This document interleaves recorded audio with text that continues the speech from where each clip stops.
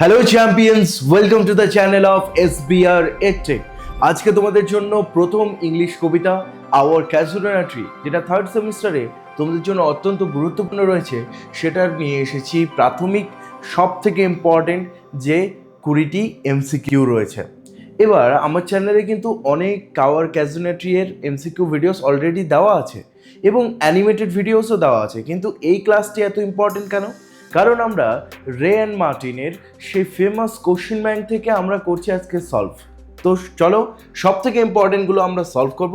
আর আমি প্রতিটি ভিডিওর মতো এই ভিডিওতেও বলছি, আমরা শুধুমাত্র 3টে থেকে 4টি ভিডিও আনবো এই রে অ্যান্ড মার্টিন কোশ্চেন সলভের, আর সেই 4টা ভিডিও থেকেই তোমরা পেয়ে যাবে 100% কমন তোমাদের HS পরীক্ষাতে 2027। Our casuarina tree is written by, তোমরা সবাই জানো এই কবিতাটি লেখা হয়েছে তরু দত্তের দ্বারা। তরু দত্ত ইনি একজন ভারতীয় লেখিকা ছিলেন, তিনি কবিতা লিখেছিলেন। ইনি এর সাথে আরেকটি ভাষায় লিখতেন কবিতা, সেটি কোন ভাষা? এর পরের কোশ্চেন সেটা নিয়েই আছে। তরু দত্ত কোন দুটি ভাষাতে কবিতা লিখতেন? রোট, রোট মানে লেখা, কোন দুটি ভাষাতে লিখতেন? তিনি লিখতেন ইংলিশ এবং ফ্রেঞ্চ, মনে রাখতে হবে ইংলিশ এবং ফ্রেঞ্চ। ওকে, ফ্রেঞ্চ ভাষা সেটিতে তিনি লিখতেন। এবার তোমরা ভাবতে পারো, স্যার তরু দত্ত তো বাঙালি ছিল, সে বাংলাতে না লিখে তিনি ইংলিশ এবং ফ্রেঞ্চে কেন লিখতেন? কারণ তার পড়াশোনা হয়েছিল বিদেশে এবং সেখানে তিনি এই দুটি ভাষা শিখেছিলেন। Our casual tree is a poem published in, কত সালে এই পোয়েমটি পাবলিশ হয়েছিল? According to my knowledge, it was published in 1881, 1881 সালে। কিন্তু তোমাদের বইয়ে, টেক্সট বইয়ে কত সাল দেওয়া আছে একটু খুঁজে অবশ্যই আমাকে কমেন্টে জানাবে যে 1881 নাকি 1882। এটা নিয়ে অনেক কনফিউশন ছিল, তো তোমাদের জন্য একটা টাস্ক থাকলো, কোনটি সঠিক কমেন্টে অবশ্যই জানাবে। What kind of poem is our casual tree? কোন ধরনের এটি একটি কবিতা? অড, ব্যালেড, এলিজি নাকি এপিক? এটা হয়ে যাবে অড। অড পোয়েম কেন? কারণ এখানে একটি গাছের প্রশংসা করা হয়েছে।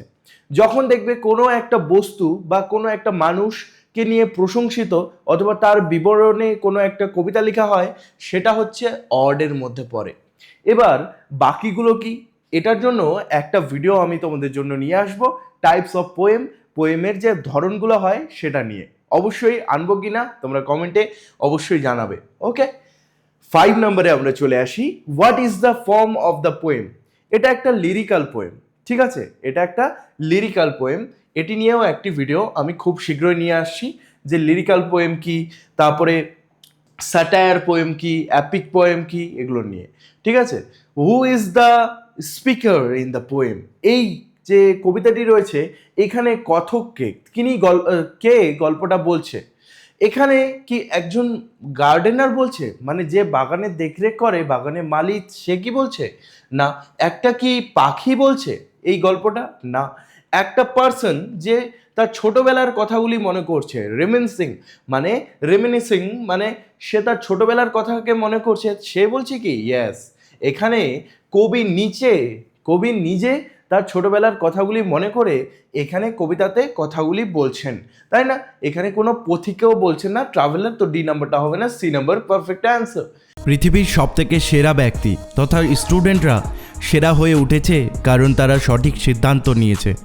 এবার সিদ্ধান্ত নেওয়ার পালা তোমার। এবার উচ্চ মাধ্যমিকের প্রিপারেশন হবে সবথেকে সেরা, কারণ SBR EdTech অ্যাপ তোমাদের জন্য নিয়ে এসেছে অ্যানিমেটেড ক্লাসেস, যেখানে কঠিন চ্যাপ্টারগুলো তোমরা অ্যানিমেশনের মাধ্যমে বুঝে নিতে পারবে। সঙ্গে থাকছে লাইভ ক্লাসেস, যেখানে SBR স্যারের সঙ্গে তুমি তোমার ডাউটগুলো সলভ করতে পারবে। লাইভ ক্লাস মিস হলেও কোনো আপত্তি নেই, থাকছে রেকর্ডেড ক্লাসেস, যে কোনো সময় যে কোনো জায়গায় তুমি তোমার ক্লাস করতে পারবে। সাবজেক্ট থাকছে ইংলিশ, বেঙ্গলি, হিস্ট্রি এবং জিওগ্রাফি। প্রতিটি চ্যাপ্টারে থাকছে ডিজিটাল মক টেস্ট, যে কোনো প্রশ্নের উত্তর সহজ করার জন্য থাকছে অ্যানিমেটেড নোট। এছাড়াও ইম্পর্টেন্ট নোটগুলো তুমি ডাউনলোড করতে পারবে এবং প্রিন্ট আউটও করতে পারবে। গ্রামারের জন্য স্পেশাল গ্রামার ক্লাসেস থাকছে। যারা একেবারেই গ্রামার জানো না তাদের জন্য 0 to মাস্টার ক্লাস থাকছে। আর এতেই শেষ নয়, সাজেশন ব্যাচ তোমাদের জন্য পুরোপুরি ফ্রি থাকছে। যদি তুমি তোমার বেস্ট ভার্সন হয়ে উঠতে চাও তবে অবশ্যই SBR EdTech অ্যাপটি আমাদের ডেসক্রিপশন থেকে অথবা প্লে স্টোর থেকে ডাউনলোড করে নাও। এরকম premium animated materials, mock test তথা অ্যানিমেটেড ভিডিওসগুলো তোমার স্কুল তথা তোমার ফ্রেন্ডসের কাছে কারো কাছেই থাকবে না। এটাই তোমার প্লাস পয়েন্ট। তবে অবশ্যই জয়েন করে নাও আলফা ব্যাচটি, যেটি ক্লাস 12 সেমিস্টার 3-তে তোমাকে তোমার স্কুল তথা পশ্চিমবঙ্গের সেরা স্টুডেন্টদের মধ্যে একজন করে তুলবে এবং তুমি হয়ে উঠবে তোমার বন্ধু এবং টিচার্সদের মধ্যে সব থেকে favourite student. Where is the tree located according to the poem? কবিতা অনুযায়ী গাছটি কোথায় অবস্থিত ছিল? আমরা সবাই যারা আমার অ্যানিমেটেড ভিডিওটা দেখেছি, এই চ্যানেলের মধ্যে আওয়ার ক্যাজুরিনা ট্রি এর অ্যানিমেটেড ভিডিও দিয়েছি, খুবই হাই কোয়ালিটি ভিডিও, অবশ্যই দেখে নিও। তুমি যখন পড়বে না, প্রতিটি লাইন প্রতিটি ওয়ার্ডের সেখানে মানে বলে দেওয়া আছে, তাও কি অ্যানিমেটেড কার্টুন হিসেবে। দেখে নিও, একবারে মুভির মতো তোমার মাথায় ছেপে যাবে এই পুরো কবিতাটি এবং খুব ভালো লাগবে। মুখে মুখে পড়ার থেকে বা বই দেখে পড়ার থেকে অ্যানিমেটেড ভিডিও পড়ার মজাই আলাদা, একবার ট্রাই করে নিও। আচ্ছা, কোথায় অবস্থিত ছিল গাছটা? ফরেস্টে বলেছে, একদমই না, ফরেস্টের কোনো কথা হয়নি। ঠিক আছে, রিভার বলেছে না, গাছ কি কখনো নদীর মাঝখানে হয়? একদমই না। তারপরে garden of the poet's childhood home, মানে কবির ছোটবেলার বাড়ি কলকাতাতে, সেখানে একটি বাগানে এই গাছটি ছিল, একদম কারেক্ট অ্যান্সার। ওকে, সমুদ্র তীরেও নয়, সি শোর মানে হচ্ছে সমুদ্র তীর। The poet's attitude towards the tree can be called, কবির গাছের প্রতি মনোভাবটি কেমন ছিল? গাছের প্রতি তিনি কি অবহেলিত মানে ইনডিফারেন্স, কোনো পাত্তা দিত না গাছটাকে, এরকম ছিল? নাকি অ্যাফেকশন, অ্যাফেকশন মানে ভালোবাসা, এটি হতে পারে। ফিয়ার মানে ভীতি, একদমই না, মানে ভয় পেত কি গাছটাকে নিয়ে? না। অ্যাঙ্গার মানে রাগ হতো গাছটাকে নিয়ে, এটাও সঠিক নয়, এটা হয়ে যাবে বি নাম্বারটা, ভালোবাসা। ওকে, নেক্সট কোশ্চিনে আমরা চলে আসছি।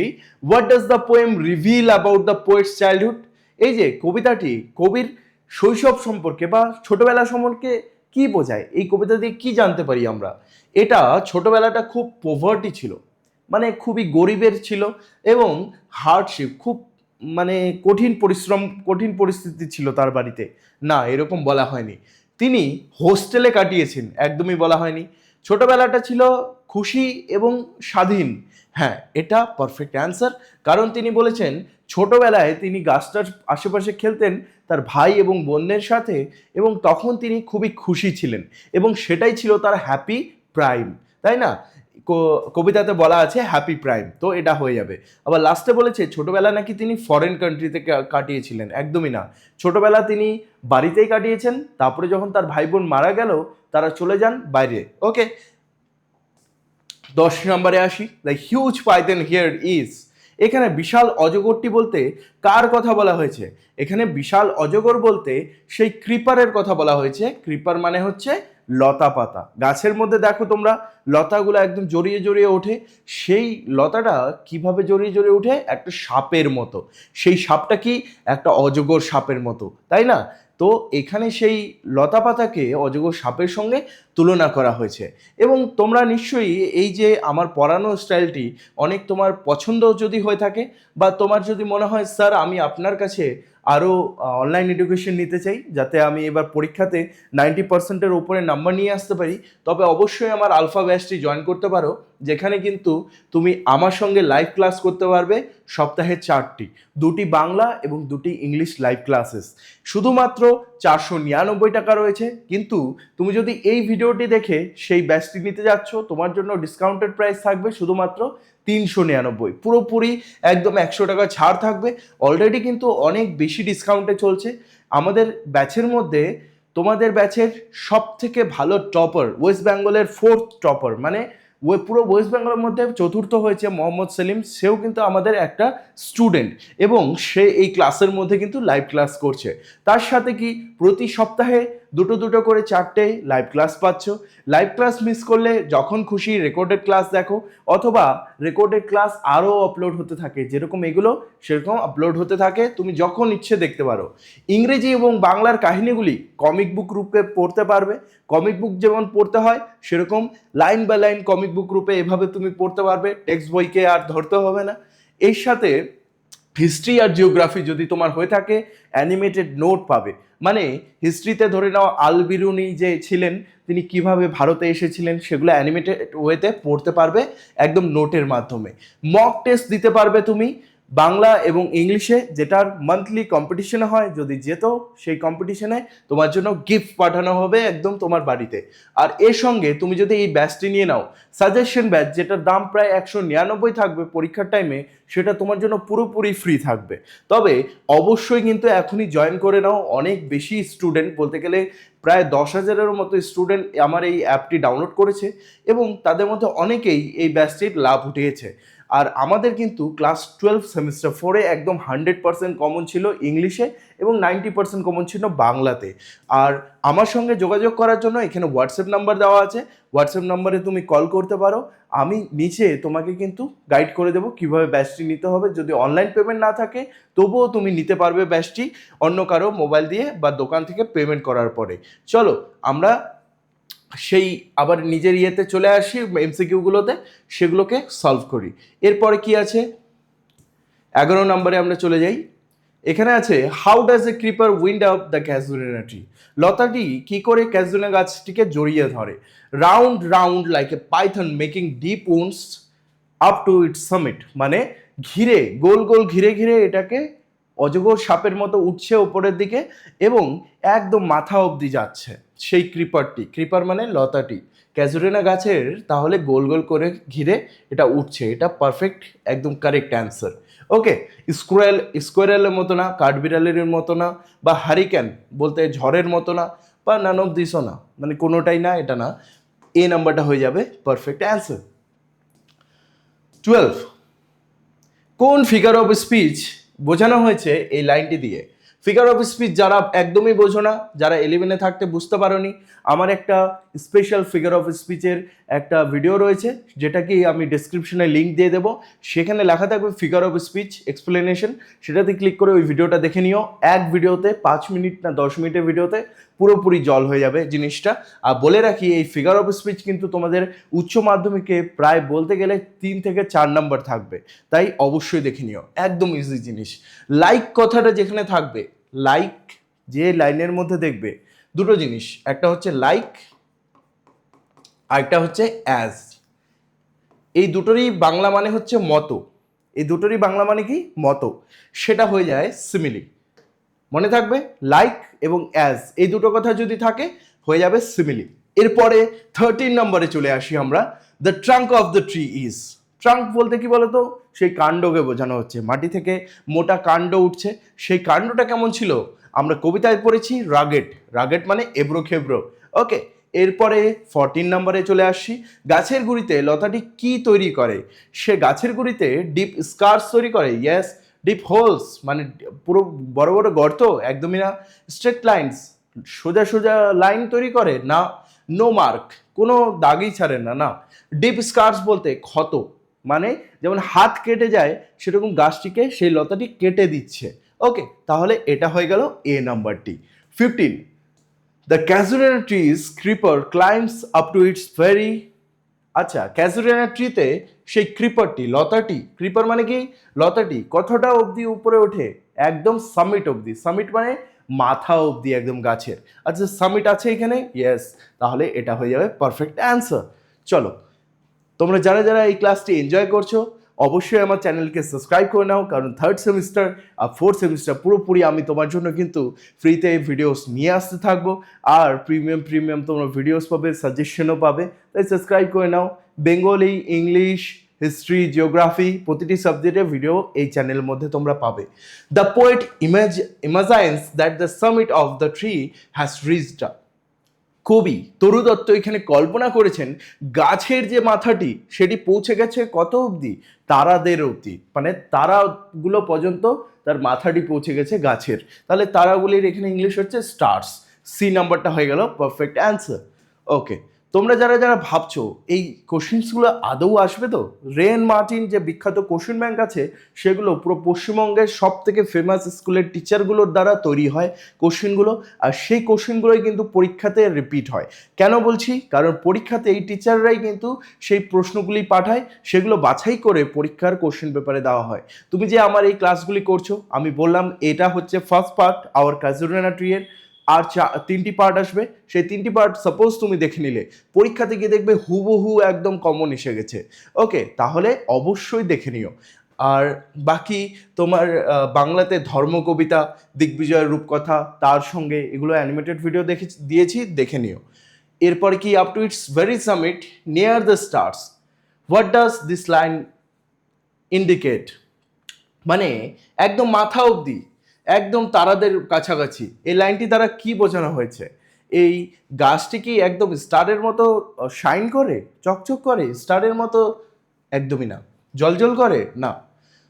The tree can not be seen in the darkness, অন্ধকারে গাছটিকে দেখা যায় না, একদমই না। The tree is very tall, yes this is the correct answer. মানে যেহেতু গাছটা তারাদের অবধি পৌঁছে গেছে, তার মানে বোঝা যাচ্ছে গাছটি অনেক উঁচু, তাই না? তাহলে এটা হয়ে গেল পারফেক্ট অ্যান্সার। আর আরেকটা বলা হয়েছে গাছটি নাকি সাপোর্ট ছাড়া দাঁড়াতে পারে না, একদমই ভুল অ্যান্সার। এটা হয়ে যাবে C number. Due to the embrace of the creeper the other tree would have, মানে গাছটিতে যেমন লতাটি ঘিরে রয়েছে, এইরকম লতা যদি অন্য কোনো গাছে থাকতো, সেই গাছটির সাথে কি হতো? গাছটা আরও বেশি দিন বাঁচতো অন্য কোনো গাছটি? না। আরও বড় হতো গাছটি? না। অন্য কোনো গাছ হলে মারাই যেত। সি নাম্বারটা হয়ে যাবে পারফেক্ট অ্যান্সার। মানে ক্যাজুরিনা গাছ যেভাবে লতাটিকে সহ্য করছে, অন্য কোনো গাছ এটাকে সহ্য করতে পারবে না। 19 নাম্বার। আমি এত ডিপ এক্সপ্লেনেশন দিয়েছি না আওয়ার ক্যাজুরিনা ট্রির অ্যানিমেটেড ভিডিওতে, যে আর কোনো ভিডিও বা বুক বা কোনো টিচারের কাছে তোমাকে আর বুঝতেই হবে না। অ্যানিমেটেড কার্টুনটা যদি একবার দেখে নাও, তুমি পুরো বছর তোমার মনে থাকবে, এমনকি তারপরেও তুমি তোমার ভাই বোনদের বোঝাতে পারবে। তাই দেখে নিও।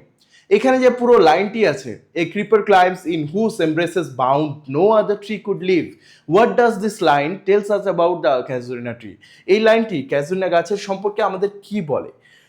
এই লাইনটি কি বলে বলো তো? যে ক্যাজুরিনা গাছটি খুবই শক্তিশালী এবং খুবই পাওয়ারফুল, যে সেই লতাটিকে সে ধারণ করে আছে এবং সে মরছে না। দেখি তো এখানে ভেরি স্ট্রং, এই যে গাছটি অনেক বেশি শক্তিশালী। আচ্ছা, বাকিগুলো দেখি। গাছটা নাকি ঝুঁকে গেছে, একদমই না। গাছটা নাকি নগ্ন হয়ে গেছে, কোনো পাতাই নেই গাছের মধ্যে, একদমই না। গাছটি নাকি কাল্পনিক, একদমই না। এটা হয়ে গেল বি নাম্বারটা অ্যান্সার।